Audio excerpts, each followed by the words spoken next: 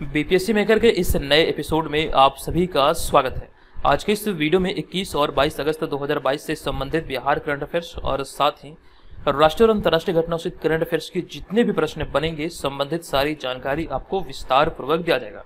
एक बार पुनः आपको बता दूं कि इस श्रृंखला के जितने वीडियो चैनल पर अपलोड होते हैं ये बिहार में 2022 में आयोजित होने वाले सभी पदों की परीक्षा के दृष्टिकोण से अति महत्वपूर्ण है, तो रेगुलर बेसिस पर आप यहाँ पर अपनी तैयारी को बरकरार रख सकते हैं।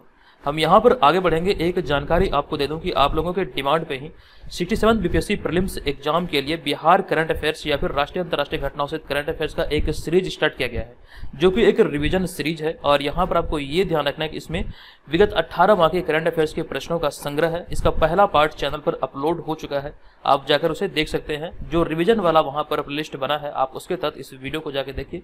निसंदेह ये आपके लिए बहुत बहुत फायदेमंद होने वाला है, क्योंकि जो चीज़ें आपने अब तक पढ़ी है अब इसका कह सकते एक तरह से सही तरीके से आकलन का समय है कि चीज़ें आपको कितना याद है। तो यहाँ से इस वीडियो के माध्यम से जो टेस्ट फॉर्मेट में आपको प्रोवाइड किया गया है जरूर देखिए, और इससे आपका कॉन्फिडेंस बहुत बिल्ड होगा। जो चीज़ें आप भूल चुके हैं वो भी यहाँ पर आपको पुनः याद हो जाएगा। ठीक है, इस चीज़ को यहाँ से ध्यान रखिए। अब यहाँ पर हम चलेंगे आज के इस वीडियो के प्रश्न की ओर।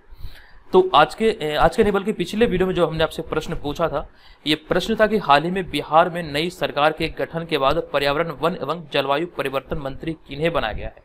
तो इस प्रश्न का हमारा राइट आंसर होगा ऑप्शन नंबर ए, यानी कि तेज प्रताप यादव, जो लालू यादव के ज्येष्ठ सुपुत्र हैं। इन्हें भी हाल ही में बिहार में नई सरकार के गठन के बाद पर्यावरण, वन एवं जलवायु परिवर्तन मंत्री बनाया गया है। जबकि बात करें तेजस्वी यादव की, तो अभी हाल ही में दूसरी बार बिहार के उप मुख्यमंत्री बने हैं और इन्हें स्वास्थ्य विभाग का अतिरिक्त प्रभार भी दिया गया है। तो ये सारी जानकारी हमने आपको विस्तार से एक वीडियो के माध्यम से बताया था। आप इस वीडियो को चैनल पर जाके देखिए, निस्संदेह यहाँ से आप बहुत सारी चीजें सीखेंगे। पूरी संपूर्ण जानकारी यहाँ पर आपको दिया गया है। जो 31 विधायकों ने मंत्रिमंडल पद यानी कि मंत्री पद की शपथ ली है, ऐसे में डिटेल जानकारी आप यहाँ पर इस वीडियो को देख के अर्जित कर सकते हैं। चलिए अब यहाँ पर हम चलेंगे आज के इस वीडियो के पहले प्रश्न पे, लेकिन उससे पहले बता दूं कि हमारे जितने भी स्टडी मटेरियल और नोट्स वगैरह है आप सभी के सभी बीपीएससी मेकर ऐप के थ्रू डाउनलोड कर पाएंगे।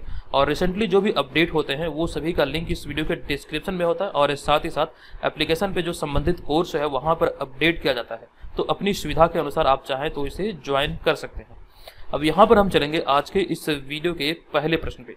आज के इस वीडियो का हमारा पहला और सबसे महत्वपूर्ण प्रश्न है कि इस वर्ष 2022 में 76वें स्वतंत्रता दिवस के अवसर पर पटना गांधी मैदान में निकाली गई कुल 9 झांकियों में किस विभाग की झांकी को पहला स्थान मिला है। काफी अच्छा प्रश्न है, और इस प्रश्न के हम सही उत्तर की बात करें तो अभी हाल ही में जो गांधी मैदान में कुल 9 झांकियां निकाली गई, इन 9 झांकियों में हम बात करें तो कुल मिलाकर आपको यहाँ पर ये याद रखना है कि कृषि विभाग की झांकी को इसमें पहला स्थान मिला है। ये चीजें यहाँ से आपको ध्यान रखना है। आपको यहाँ पर विस्तृत जानकारी दे दूं इनसे संबंधित कि स्वतंत्रता दिवस समारोह पर मुख्यमंत्री के संबोधन के बाद गांधी मैदान पटना में 9 झांकियों की या फिर 9 विभागों की झांकियां निकाली गई, और इस 9 विभागों की झांकियों में से आपको ध्यान रखना है कृषि विभाग की झांकी को पहला स्थान मिला है। वहीं पे हम दूसरे और तृतीय स्थान की बात करें तो अग्निशमन विभाग को दूसरा स्थान मिला, जबकि शिक्षा परियोजना की झांकी को तीसरा स्थान मिला। तो ये टॉप 1, 2, 3 को यहाँ से आपको ध्यान रखना है। इसके अतिरिक्त हमने एक पॉइंट और भी आपके साथ साझा किया है कि इसके अलावा निकाली गई झांकियों में मद्य निषेध विभाग, जीविका उद्योग विभाग, पर्यटन विभाग, सूचना एवं जनसंपर्क विभाग और भवन निर्माण विभाग की झांकियां शामिल है। तो ये सारी जानकारी यहाँ से आपको नोट करना है, बहुत बहुत इंपॉर्टेंट ये आपके लिए होने वाली है। अब यहाँ पे देखिए भवन निर्माण विभाग की बात आई है तो अभी हाल ही में भवन निर्माण मंत्री जो बने हैं ये बने हैं अशोक चौधरी। तो ये सारी जानकारी ध्यान रखिए। अब यहाँ पर हमने जो प्रश्न में बात किया कि प्रथम जो पुरस्कार मिला है ये कृषि विभाग की झांकी को मिला है। ऐसे में एक प्रश्न यहाँ पर ये बन जाता है कि वर्तमान में बिहार के कृषि मंत्री कौन है। तो बिहार में नई सरकार के गठन के बाद 16 अगस्त 2022 को जो नया मंत्रिमंडल गठित हुआ तो इसके बाद श्री सुधाकर सिंह कृषि मंत्री बनाए गए हैं। तो यहाँ से नोट कीजिएगा बिहार का जो वर्तमान कृषि मंत्री है ये श्री सुधाकर सिंह है। नोट कीजिएगा, बहुत बहुत यहाँ पर ये आपके लिए इंपॉर्टेंट होने वाली है। चलिए अब यहाँ पर एक इंपॉर्टेंट जानकारी मैं आपको देने वाला हूँ, इसे नोट कीजिएगा। हालांकि यहाँ पर हमने इसे शामिल नहीं किया है, जगह का थोड़ा सा अभाव था। ये आंकड़े आपके लिए बहुत बहुत इंपॉर्टेंट होने वाली है। अब यहाँ पे हम बात करेंगे इसके बारे में कि गांधी मैदान में अब तक बिहार में जितने भी मुख्यमंत्री हुए हैं झंडा फहराने के रिकॉर्ड की बात करें तो ये रिकॉर्ड सर्वाधिक बार फहराने का नाम बना है मुख्यमंत्री नीतीश कुमार के नाम। मुख्यमंत्री नीतीश कुमार ने अब तक गांधी मैदान में कुल मिला के 16 बार तिरंगा फहराया है। इससे पहले जो रिकॉर्ड था 14 बार का, ये बिहार के प्रथम मुख्यमंत्री डॉक्टर डॉक्टर श्री कृष्ण सिंह के नाम था। श्री कृष्ण सिंह को श्री बाबू के नाम से भी जाना जाता है। इन्हीं के नाम पर ये रिकॉर्ड था, लेकिन इस रिकॉर्ड को तोड़ते हुए 2021 में 15 बार जो पूरा हुआ था, ये मुख्यमंत्री नीतीश कुमार द्वारा किया गया। तो ये चीजें यहाँ से आपको ध्यान रखना है। चलिए अब यहाँ पर हम चलेंगे आज के इस वीडियो के दूसरे प्रश्न पे। ये दूसरा प्रश्न है कि हाल ही में किस नवनियुक्त बिहार राजस्व मंत्री ने भूमिहीनों को 5 डिसमिल जमीन देने की घोषणा की है। तो इस प्रश्न का हमारा यहाँ पर देखिए प्रश्न में थोड़ी सी गड़बड़ी हुई है। प्रश्न में यहाँ पर पूछा गया है कि किस नवनियुक्त बिहार राजस्व मंत्री ने भूमिहीनों को 5 डिसमिल जमीन देने की घोषणा की है। अब यहाँ पर इस प्रश्न के हम राइट आंसर की बात करें तो ध्यान रखें यहाँ पर जो विकल्प है ये पूरी तरह से चेंज है, क्योंकि हमसे यहाँ पर मंत्री का नाम पूछा गया था, विकल्प में कुछ और ही दिया गया है। ये हालांकि मिस्टेक से हुआ है। अगर ऐसी स्थिति आपके एग्जाम में उत्पन्न होती है तो आप स्वाभाविक तौर पर ऑप्शन नंबर ई को चुनेंगे। ठीक है, ये चीजें यहाँ से ध्यान रखें। और वहीं पर हम बात करें बिहार में नवनियुक्त बिहार राजस्व और भूमि सुधार मंत्री कौन है, तो आलोक कुमार मेहता बिहार में ये बने हैं। ये आपको यहाँ से ध्यान रखना है। ठीक है, नोट कर लीजिए, आलोक कुमार मेहता बिहार के नए राजस्व और भूमि सुधार मंत्री बने हैं। अब यहाँ पर इस प्रश्न की कंप्लीट जानकारी आपको दे दूं, नोट कीजिएगा कि हाल ही में नवनियुक्त राजस्व मंत्री आलोक मेहता के अनुसार 3 महीनों में भूमिहीनों का सर्वे किया जाएगा और सबको 5 डिसमिल जमीन दिया जाएगा। ये घोषणा अभी हाल ही में बिहार के नए राजस्व एवं भूमि सुधार मंत्री आलोक कुमार मेहता के द्वारा किया गया है। और यहाँ पर अगले पॉइंट में हमने लिखा है कि इसके लिए मार्च 2024 तक जमीन सर्वे का काम पूरा किया जाएगा। अब यहाँ पे हम लोग बात कर रहे हैं बिहार की भूमि के बारे में, तो ऐसे में 1-2 पॉइंट आपके लिए बहुत इंपॉर्टेंट है, आपको ध्यान रखना। यहाँ से कई बार आपके एग्जाम में प्रश्न पूछे गए हैं, ये बहुत इंपॉर्टेंट पॉइंट है। आपको ध्यान रखना कि लॉर्ड कॉर्नवालिस ने अपने शासनकाल में लगान व्यवस्था के क्षेत्र में 1793 ईस्वी में अस्थायी व्यवस्था या फिर अस्थायी बंदोबस्त लागू किया था। ये प्रश्न कई बार रिपीट हुआ है, आपसे एग्जाम में पूछा जाता है कि लॉर्ड कॉर्नवालिस के द्वारा अस्थायी बंदोबस्त व्यवस्था कब लागू की गई थी, तो 1793 ईस्वी में लागू की गई थी। या फिर यहाँ पर नाम भी पूछा जाता है किनके शासनकाल में, तो लॉर्ड कॉर्नवालिस के शासनकाल में। और यहाँ पे हम बात करें अस्थायी बंदोबस्त व्यवस्था के बारे में, ये आखिर क्या है, इसका क्या परिणाम हुआ, किनको फायदा हुआ, ये चीजें यहाँ से आपको ध्यान रखना है। यहाँ से भी प्रश्न अराइज होते हैं एग्जाम में। तो अस्थायी बंदोबस्त से सबसे ज्यादा लाभ जो हुआ ये जमींदारों को हुआ। इसके तहत ये हुआ कि वे जमीन के वास्तविक स्वामी बन गए। और दूसरी ओर वहीं पर लगान की रकम निश्चित कर देने से अंग्रेज अधिकारी भी प्रतिवर्ष लगान वसूलने के झंझट से मुक्त हो गए। तो दोनों के लिए कहीं ना कहीं एक बहुत बड़ी बात हुई, दोनों को यहाँ से मतलब कुछ ना कुछ हासिल हुआ। तो ये यहाँ से आपको ध्यान रखना है कि अस्थायी बंदोबस्त प्रक्रिया या फिर ये जो व्यवस्था लागू हुई थी ये लॉर्ड कॉर्नवालिस के शासनकाल में 1793 में ये लागू किया गया था। नोट कीजिएगा, बहुत ये इंपॉर्टेंट है, बिहार और बंगाल के प्रांत में इसे लागू किया गया था। हम यहाँ पर चलेंगे अगले तीसरे प्रश्न पे। ये तीसरा प्रश्न हमारा है कि हाल ही में भारत और किस देश के बीच 13वां विदेश कार्यालय परामर्श और चौथा सामरिक संवाद आयोजित हुआ है। मोस्ट इंपॉर्टेंट प्रश्न है और इस प्रश्न का हमारा राइट आंसर होगा ऑप्शन नंबर बी, अर्थात फिलीपींस के बीच। नोट कीजिएगा, ऑप्शन नंबर बी यहाँ पर इस प्रश्न का राइट आंसर होगा। आपको संबंधित जानकारी दे दूं कि भारत और फिलीपींस के बीच यह 13वां विदेश कार्यालय परामर्श और चौथा सामरिक संवाद हाल ही में फिलीपींस की राजधानी मनीला में आयोजित हुआ है। तो ऑप्शन नंबर बी यहाँ पर इस प्रश्न का राइट आंसर है। फिलीपींस की राजधानी मनीला में अभी हाल ही में इसका आयोजन हुआ है। अब यहाँ पर देखिए बात आई है मनीला की, तो मनीला के बारे में एक जानकारी हमने कई बार आपको पहले भी दिया है, नोट कीजिएगा, ये बहुत इंपॉर्टेंट है। एशियाई विकास बैंक यानी कि एशियन डेवलपमेंट बैंक का जो मुख्यालय है ये मनीला फिलीपींस में ही स्थापित है।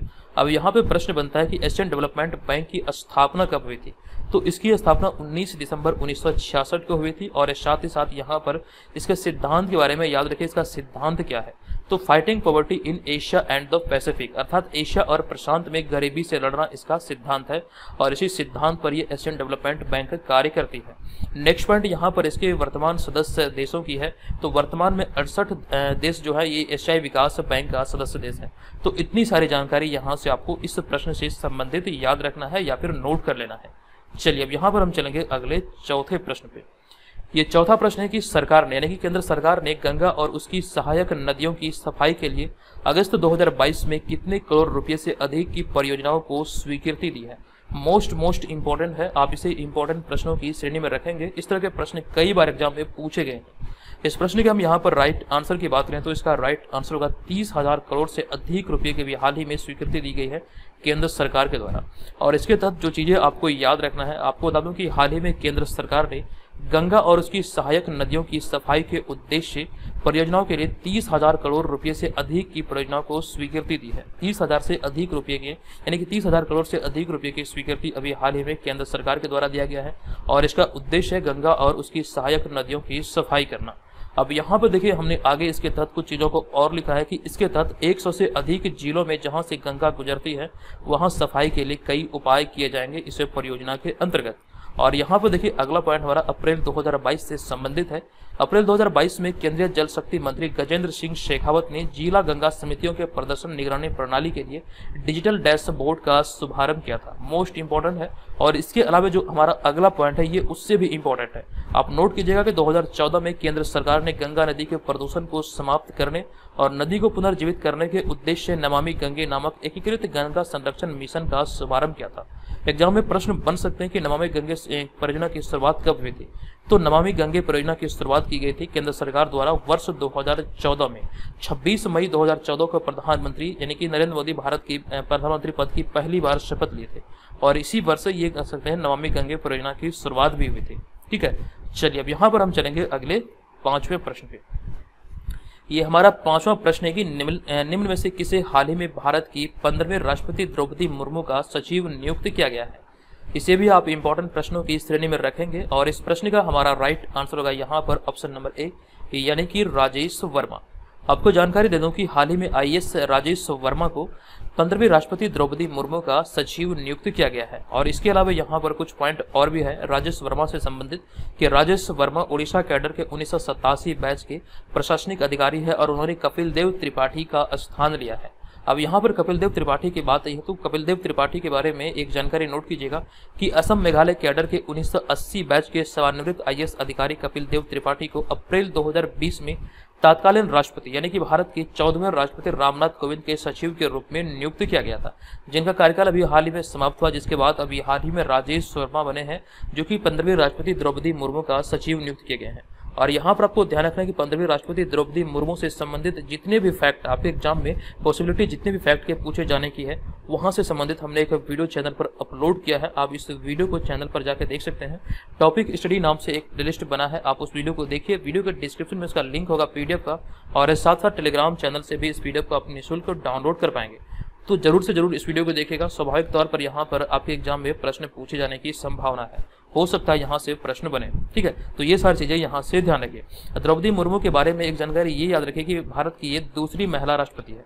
इससे पहले जो भारत की पहली महिला राष्ट्रपति बनी थी, आपको ध्यान रखना है, श्रीमती प्रतिभा देवी सिंह पाटिल भारत की पहली महिला राष्ट्रपति है। वहीं पे बात करें यहाँ पर आदिवासी समुदाय के दृष्टिकोण से तो द्रौपदी मुर्मू आदिवासी समुदाय से राष्ट्रपति पद पर पहुंचने वाली पहली महिला है। तो ये सारी जानकारी यहाँ से नोट रखने लायक है और जो कि आपके एग्जाम में पूछे जा सकते हैं। एक जानकारी यहाँ पर यह भी याद रखिएगा कि मई 2021 में आईएफएस विवेक कुमार को प्रधानमंत्री नरेंद्र मोदी का प्रमुख सचिव नियुक्त किया गया था। वर्तमान समय में बात करें प्रधानमंत्री नरेंद्र मोदी के मुख्य सचिव या निजी सचिव की तो विवेक कुमार प्रधानमंत्री नरेंद्र मोदी के मुख्य सचिव हैं।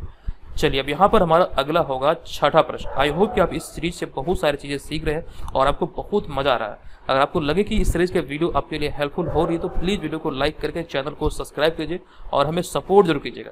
जितने भी सोशल मीडिया प्लेटफॉर्म पर आप उपलब्ध हैं वहां पर आप हमें फॉलो कर सकते हैं। कहीं ना कहीं हमें भी एक सपोर्ट प्रदान होगा आपकी तरफ से कि चलिए भाई हम आपके लिए जो इतनी मेहनत कर रहे हैं तो हमारे पास भी एक फैन फॉलोइंग है। तो आप लोग जितने भी सोशल मीडिया प्लेटफॉर्म पर हैं आप हमें वहां पर फॉलो कर सकते हैं। चलिए अब यहाँ पर हमारा अगला होगा 6ठा प्रश्न। ये प्रश्न है कि हाल ही में नई दिल्ली में एशियन वस्त्र सम्मेलन 2022 का कौन सा संस्करण आयोजित हुआ है। एशियन वस्त्र सम्मेलन जो आयोजित हुआ नई दिल्ली में 2022 में, ये इसका कौन सा संस्करण था। इस प्रश्न का हमारा राइट आंसर होगा ये इसका 10वां संस्करण था। ऑप्शन नंबर बी यहाँ पर इस प्रश्न का राइट आंसर होगा। आपको जानकारी दे दूं कि हाल ही में एशियन वस्त्र सम्मेलन 2022 यानी कि टेक्सॉन 2022 का 10वां संस्करण नई दिल्ली में आयोजित हुआ है। ये यहाँ से आपको ध्यान रखना है। और इसके तहत जो बातें हैं आपको ध्यान रखना है कि एशियन वस्त्र सम्मेलन 2022 एक वार्षिक कार्यक्रम है जिसका आयोजन भारतीय कपड़ा उद्योग परिसंघ द्वारा 2005 से किया जा रहा है। यानी कि इसकी जो शुरुआत हुई है ये 2005 में इसकी शुरुआत की गई थी। अब यहाँ पर अगला पॉइंट इसी से संबंधित है जो आंकड़े निकलकर सामने आए हैं। तो केंद्र सरकार के मुताबिक वर्ष 2021-22 में भारत के कुल निर्यात में कपड़ा अर्थात लिबास यानी कि जो पहने जाने वाले सिले सिलाए वस्त्र होते हैं तो इसमें हस्तशिल्प निर्यात का जो भाग था ये 10.62% था। जो कि सिले सिलाए वस्त्र है जिसका निर्यात किया गया तो इसमें 10.62% हिस्सा रहा था। यहाँ पर कह सकते हैं दोनों कैटेगरी में, यानी कि सिले सिलाई वस्त्र और हस्तशिल्प से। तो ये सारी जानकारी यहाँ से ध्यान रखिएगा। कपड़ा का श्रेणी में ये दोनों कैटेगरी को शामिल किया गया। एक आंकड़े यहाँ पर यह भी है कि कपास और जूट का सबसे बड़ा उत्पादक होने के अलावा भारत रेशम उत्पादन में दूसरा सबसे बड़ा उत्पादक देश है। इसी में ये सारी बातें कही गई है।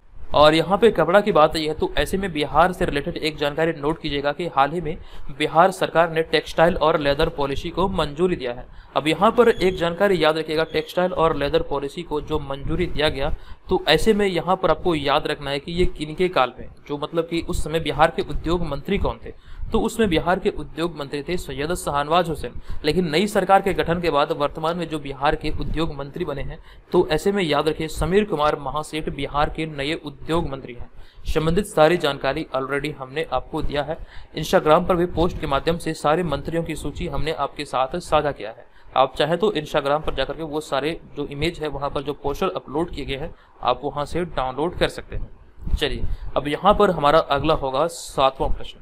ये प्रश्न है कि इप्सोस इंडिया के हाल ही के एक सर्वेक्षण के अनुसार निम्नलिखित में से भारत के सबसे भरोसेमंद संस्थानों की टॉप 3 की सूची में कौन शामिल नहीं है। यह भी हाल ही में जो सामने आया है रिपोर्ट के आधार पर इप्सोस इंडिया का रिपोर्ट है, और इस सर्वेक्षण के अनुसार प्रश्न पूछा गया कि सबसे भरोसेमंद संस्थानों की टॉप 3 की सूची में कौन शामिल नहीं है। तो इस प्रश्न का हमारा राइट आंसर है ऑप्शन नंबर डी, टॉप 3 में ये सुप्रीम कोर्ट शामिल नहीं है। सुप्रीम कोर्ट का जो भरोसेमंद संस्थानों की सूची में स्थान है, ये 4थे स्थान पर है।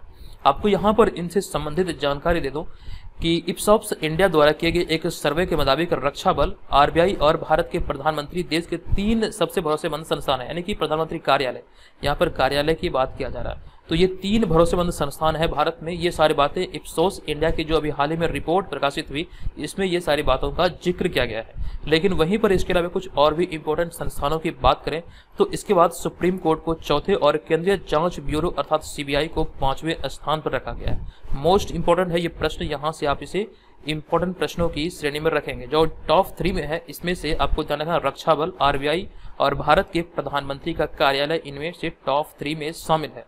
एक जानकारी यहाँ पर यह भी है कि इस रिपोर्ट के अनुसार संसद जो है, भारतीय संसद 7वें स्थान पर, संसद भवन, और भारत का चुनाव आयोग 9वें स्थान पर है। ये सभी को यहाँ से नोट कर लीजिए, और नोट नहीं कर सकते तो बीपीएससी मेगर ऐप पर ये जाकर सारे मटेरियल को आप डाउनलोड कर सकते हैं। और अभी एक जानकारी आपको दे दूं कि 67 बीपीएससी प्रीलिम्स एग्जाम के लिए जो संभावित तिथि का ऐलान हुआ है, ये 20 से 22 सितंबर 2022 को ये एग्जाम आयोजित हो रहा है। 2 दिन ये आयोजित होगा, 2 शिफ्ट में। तो ऐसे में इस एग्जाम के लिए जो ऑनलाइन टेस्ट सीरीज चला जा रहा है बीपीएससी मेकर ऐप पर, आप इसे ज्वाइन कर सकते हैं। साथ ही साथ आप इसका पीडीएफ फाइल भी डाउनलोड कर सकते हैं। ये केवल और केवल 99 रुपये में आपके लिए उपलब्ध है। 50 प्रैक्टिस सेट की एक श्रृंखला, आप यहाँ पर इसे ज्वाइन करके अपनी तैयारी का सही तरीके से आकलन कर सकते हैं। हजारों विद्यार्थी इसे ज्वाइन कर चुके हैं, तो आप भी यहाँ पर इस ऑफर पीरियड में इसे ज्वाइन कीजिए। यहाँ पर आपको ध्यान रखना 99 रुपये में 50 practice set full length practice paper जो है ये उपलब्ध कराया जा रहा है। और साथ साथ जो करंट अफेयर्स का पूरा पैकेज है वो भी यहाँ पर आपको एप्लीकेशन पर मिल जाएगा। चलिए अब यहाँ पर हम चलेंगे अगले 8वें प्रश्न पे। हमारा 8वां प्रश्न है कि हाल ही में भारत और किस देश के बीच संयुक्त सैन्य अभ्यास वज्र प्रहार 2022 हिमाचल प्रदेश में आयोजित किया गया है। इंपॉर्टेंट प्रश्न है। वज्र प्रहार 2022 की बात करें तो अभी हाल ही में भारत और अमेरिका के बीच, यानी कि ऑप्शन नंबर डी, वज्र प्रहार जो संयुक्त सैन्य अभ्यास है ये भारत और अमेरिका के बीच आयोजित होता है। ऑप्शन नंबर डी यहाँ पर इस प्रश्न का राइट आंसर होगा। हाल ही में भारत और अमेरिका के बीच संयुक्त सैन्य अभ्यास जो कि द्विपक्षीय अभ्यास है, ये वज्र प्रहार 2022 हिमाचल प्रदेश के बकलोह में स्थित स्पेशल फोर्सेस ट्रेनिंग स्कूल में आयोजित किया गया है। नोट कीजिएगा, हिमाचल प्रदेश के बकलोह में स्थित स्पेशल फोर्सेस ट्रेनिंग स्कूल में अभी हाल ही में ये आयोजित किया गया। अब यहाँ पर इसके तहत 1-2 पॉइंट और भी है, जैसे कि यह इसका 13वां संस्करण था और इसकी शुरुआत 8 अगस्त 2022 को हुई थी और यह 31 नहीं बल्कि 21 दिनों तक चलता है। तो ये सारी जानकारी ये वज्र प्रहार से संबंधित है। अब यहाँ पर अगले पॉइंट में नोट कीजिएगा कि भारत और यानी कि भारतीय और अमेरिकी सेनाओं के बीच संयुक्त सैन्य प्रशिक्षण युद्धाभ्यास 2021 का 17वां संस्करण 29 अक्टूबर 2021 को अलास्का में आयोजित किया गया था। अब यहाँ से आपका एक कंफ्यूजन क्लियर कर दूं, यहाँ जो आप ऊपर आपने देखा इस वाले पहले वाले पॉइंट पे यहाँ पर हमने चर्चा किया था जो अभ्यास है वज्र प्रहार की, लेकिन ये जो युद्धाभ्यास है ये इसका नाम ही है, इस युद्धाभ्यास का नाम ही है युद्धाभ्यास जो कि भारत और अमेरिका के बीच आयोजित किया जाता है। जिस प्रकार से यहाँ पर इस युद्धाभ्यास का नाम था वज्र प्रहार, लेकिन युद्धाभ्यास भी एक प्रकार का युद्धाभ्यास ही है जो कि भारत और अमेरिका के बीच ये आयोजित होता है। और यहाँ पर इनसे संबंधित हमने सारी जानकारी आपके साथ साझा किया है जो आप यहाँ पर स्क्रीन पर देख रहे हैं। ये सभी के सभी आपके लिए इंपॉर्टेंट है। जो द्विपक्षीय सैन्य अभ्यास है जो भारत का अन्य देशों के साथ होता है उसकी कंप्लीट सूची आप यहाँ पर देख रहे हैं। आप चाहें तो इसका स्क्रीनशॉट ले सकते हैं। ये बहुत इंपॉर्टेंट है। हो सकता है यहाँ से आपके एग्जाम में प्रश्न पूछे जाए तो 1 अंक आपके नाम होगा, तो नोट कर लीजिएगा, रट लीजिएगा। मुश्किल से ये कर सकते हैं 12 से 15 ही ऐसे हैं जहाँ से एग्जाम में प्रश्न बनते हैं, तो इस चीज़ को यहाँ से आपको ध्यान रखना। उनमें से जो 12 की जो टॉप सूची है वो हमने यहाँ पर शामिल किया था। चलिए अब यहाँ पर हम इसे स्किप कर रहे हैं, चलते हम यहाँ पर अगले प्रश्न पे। अगला हमारा 9वां प्रश्न है कि किस राज्य के मुख्यमंत्री प्रेम सिंह तमांग ने हाल ही में अम्मा योजना की शुरुआत की है? तो इस प्रश्न का हमारा राइट आंसर है प्रेम सिंह तमांग जो मुख्यमंत्री हैं ये सिक्किम के मुख्यमंत्री हैं। इन्हीं के द्वारा अभी हाल ही में अम्मा योजना की शुरुआत की गई है। आपको जानकारी दे दूं कि हाल ही में सिक्किम के मुख्यमंत्री प्रेम सिंह तमांग ने अम्मा योजना की शुरुआत की है। और इस योजना की शुरुआत जो हुई है इसका उद्देश्य क्या है? तो इस अम्मा योजना के तहत बेरोजगार महिलाओं को सरकार द्वारा 20,000 रुपये सालाना दिया जाएगा जिससे उनकी आर्थिक स्थिति को सुधारा जा सके। इस दिशा में एक पहल है जो कि सिक्किम सरकार की एक पहल है, इसी के तहत ये अम्मा योजना की शुरुआत हुई है। जबकि इसी से रिलेटेड मिलता जुलता एक नाम ये भी है जिसकी शुरुआत अभी हाल ही में आंध्र प्रदेश सरकार के द्वारा किया गया। यहाँ पर हमने उसी चीज को आगे लिखा कि जबकि आंध्र प्रदेश के मुख्यमंत्री YS जगनमोहन रेड्डी ने राज्य में जगन्ना अम्मा बोडी योजना शुरू की थी। नोट कीजिएगा, थोड़ा सा मिलता जुलता जरूर है। तो यहाँ से यह है जगन्ना अम्मा बोडी योजना। और इसके उद्देश्य की बात करें तो इस योजना के तहत पहली से 10वीं कक्षा तक पढ़ रहे विद्यार्थियों की माताओं के खाते में यानी कि अकाउंट में हर साल 15,000 रुपये जमा किए जाते हैं। तो 2 योजना 2 राज्यों से संबंधित है, दोनों का लक्ष्य या फिर दोनों का उद्देश्य अलग अलग है। आपको कंफ्यूजन ना हो इसी वजह से हमने दोनों को एक ही जगह आपके पास यहाँ पर सम्मिलित किया है। नेक्स्ट होगा हमारा 10वां प्रश्न। ये प्रश्न कि हाल ही में अगस्त 2022 में राष्ट्रीय सुरक्षा नीति सम्मेलन 2022 का आयोजन कहाँ किया गया? इंपॉर्टेंट है। और इस प्रश्न का राइट आंसर होगा हमारा यहाँ पर ऑप्शन नंबर डी, यानी कि भारत की राजधानी नई दिल्ली में भी हाल ही में ये आयोजित किया गया। इनसे संबंधित जानकारी आपको दे दूं कि अगस्त 2022 में राष्ट्रीय सुरक्षा नीति सम्मेलन 2022 का आयोजन नई दिल्ली में किया गया है। और यहाँ पर आपको ध्यान रखना यह 2 दिवसीय कार्यक्रम था और इस कार्यक्रम में देश की आंतरिक सुरक्षा, साइबर अपराध और ड्रग्स की तस्करी जैसे मुद्दे पर विस्तार से चर्चा की गई। और साथ ही साथ इस अवसर पर विभिन्न राज्यों और केंद्र शासित प्रदेशों के शीर्ष अधिकारी और सुरक्षा कर्मी भी इस सम्मेलन में हिस्सा लिए थे। तो ये सारी जानकारी यहाँ से नोट कर लीजिएगा। इसका सम्मेलन अभी हाल ही में नई दिल्ली में हुआ है। नेक्स्ट होगा हमारा यहाँ पर अगला 11वां प्रश्न। ये प्रश्न है कि हाल ही में किस राज्य सरकार ने विद्या रथ स्कूल ऑन व्हील्स परियोजना की शुरुआत की है? विद्या रथ स्कूल ऑन व्हील्स परियोजना की शुरुआत अभी हाल ही में जो की गई है इसका राइट आंसर होगा असम, अर्थात ऑप्शन नंबर सी यहाँ पर इस प्रश्न का राइट आंसर होगा। इसके तहत आपको जानकारी दे दूं कि हाल ही में असम सरकार ने राज्य के आर्थिक रूप से अक्षम बच्चों को प्रारंभिक शिक्षा प्रदान करने के प्रयास के तहत या फिर इसके उद्देश्य को लेकर के विद्या रथ स्कूल ऑन व्हील्स परियोजना की शुरुआत की है। जो कि आपको यहाँ से ये ध्यान रखना कि इस परियोजना को गुवाहाटी उच्च न्यायालय के परिसर में आयोजित एक समारोह के दौरान मुख्यमंत्री हेमंत बिश्वा शर्मा और गुवाहाटी उच्च न्यायालय के मुख्य न्यायाधीश न्यायमूर्ति RS छाया के साथ लॉन्च किया। संयुक्त तौर पर इस परियोजना की शुरुआत की गई है उत्तराखंड ने बल्कि असम सरकार के द्वारा। तो ऑप्शन नंबर सी यहाँ पर इस प्रश्न का हमारा राइट आंसर होगा। चलते यहाँ पर हम अगले 12वें प्रश्न में। ये 12वां प्रश्न है कि मास्टर कार्ड इंक ने निम्नलिखित में से किस खिलाड़ी को अपना ब्रांड एम्बेसडर बनाया है? तो मास्टर कार्ड इंक के द्वारा, जो कि एक अमेरिकी कंपनी है, इसके द्वारा भी हाल ही में भारत के 4 खिलाड़ी को अपना ब्रांड एम्बेसडर बनाया गया है। ये 4 खिलाड़ी हैं लक्ष्य सेन, किदाम्बी श्रीकांत, सात्विक साईराज रैंकी रेड्डी और चिराग शेट्टी। तो इस आधार पर जो हमारा फाइनल आंसर बनेगा ये बनेगा ऑप्शन नंबर डी, यानी कि उपयुक्त में से 1 से अधिक। आपको जानकारी यहाँ पर दे दूं कि मास्टर कार्ड इंक एक अमेरिकी बहुराष्ट्रीय वित्तीय सेवा निगम है और जिसने कि अभी हाल ही में भारतीय बैडमिंटन खिलाड़ी लक्ष्य सेन, किदाम्बी श्रीकांत, सात्विक साईराज रैंकी रेड्डी और चिराग शेट्टी को अपना ब्रांड एम्बेसडर बनाया है। और ये चीजें यहाँ से आपको ध्यान रखना है। अब यहाँ पर बात आई है मास्टर कार्ड इंक के बारे में। तो अमेरिकी कंपनी मास्टर कार्ड इंक की स्थापना 1966 में हुई थी और इसका मुख्यालय न्यूयॉर्क संयुक्त राज्य अमेरिका में है। तो ये सारी चीजें यहाँ से ध्यान रखिए। हालांकि इसकी हम CEO की बात करें तो वर्तमान में इसके CEO है माइकल मिबाज। तो ये सारी जानकारी नोट कर लीजिए। चलिए अब यहाँ पर हम चलेंगे आज के इस वीडियो के प्रश्न की ओर। आज के इस वीडियो के प्रश्न पे जाने से पहले आप यहाँ पर चाहें तो बिहार से संबंधित ये सारी जानकारी को पुनः से रिवाइज कर सकते हैं। चलिए अब यहाँ पर हम बढ़ेंगे आज के इस वीडियो के प्रश्न की ओर। तो आज की इस वीडियो का जो हमारा यहाँ पर प्रश्न है, ये प्रश्न है कि हाल ही में अगस्त 2022 में बिहार के नए उद्योग मंत्री कौन बने हैं। संबंधित सारी जानकारी आपको हमने दिया था और थोड़ी सी जानकारी यहाँ पर उद्योग मंत्री के बारे में इस वीडियो में भी हमने आपको दिया है। बताएं इस प्रश्न का राइट आंसर क्या होगा। और दोस्तों, अगर आपको लगे कि इस सीरीज से आपकी हेल्प हुई है, बहुत सारी चीज़ें अगर आपने यहाँ से सीखा है, तो प्लीज़ चैनल को सब्सक्राइब कीजिए, वीडियो को लाइक कीजिए और जितने भी सोशल मीडिया प्लेटफॉर्म है आप वहाँ पर हमें फॉलो कर सकते हैं। वहाँ पर जो पोस्ट किया जाता है करंट अफेयर से रिगार्डिंग एग्जाम से संबंधित, वो सारी चीज़ों से वहाँ पर आप अपडेट रह सकते हैं। तो चलिए मिलेंगे नेक्स्ट वीडियो में, तब तक के लिए धन्यवाद। जय हिंद।